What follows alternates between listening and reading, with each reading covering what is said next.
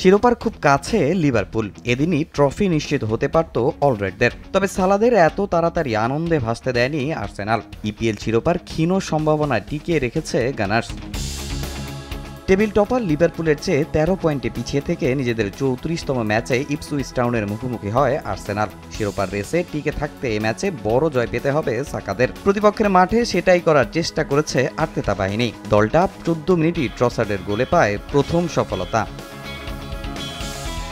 Injury থেকে সেরে ওঠার পর থেকেই দুর্দান্ত বুকায়ো সাকা। একক আধিপত্য বিস্তার করা গানার্সদের ২৮ মিনিটে গাব্রিয়ার মার্টিনেল্লির গোলে বড় অবদান এই ফুটবলারের। ঘরের মাঠে চুপসে থাকা ইপসুইচ চেষ্টা করেছে কিছুটা ছন্দে ফেরার, তবে সাকাকে ফাউল করে ডেভিস লাল কার্ড দেখায় ১০ জনে পরিণত হয় দলটা।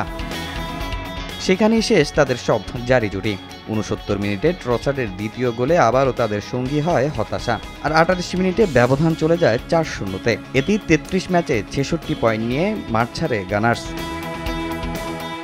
আর্সেনাল জেতায় লিভারপুলের শিরোপায় পড়বে না খুব একটা প্রভাব, তবে ট্রফি হাতে নিতে কিছুটা অপেক্ষা করতে হবে অলরেডদের।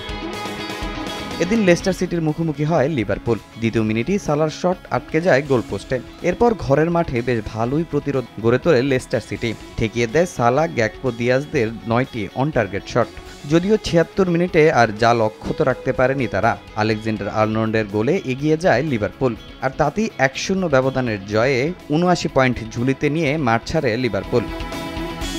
এদিকে এর আগে আবারও হারের তিক্ততা পেয়েছে ম্যানচেস্টার ইউনাইটেড। এদিন ১-০ গোলে হেরেছে উলভসের কাছে।